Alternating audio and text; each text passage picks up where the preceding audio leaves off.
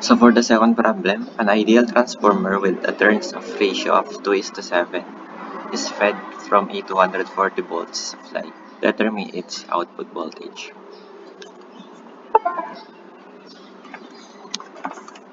So we have a ratio which is N natin, NS,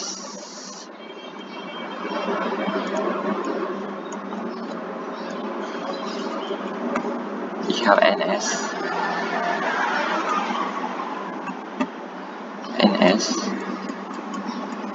ay NP pala, NP over NS is equal to 2:7, so the 2 divided by 7. It's fed from a 240 volts supply. So yung NP natin, so supply siya, no? So yung NP natin is equal to 240 volts. Ay, BP pala, sorry. B primary. So kung mapapansin nyo, mas marami yung number of turns dun sa secondary coil. So magkakaroon tayo ng step up.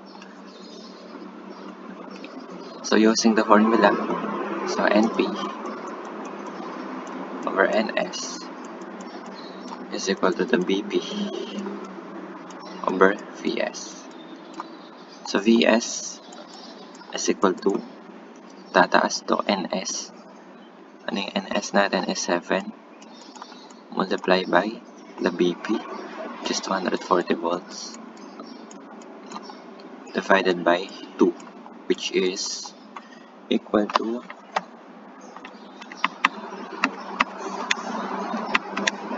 840 volts.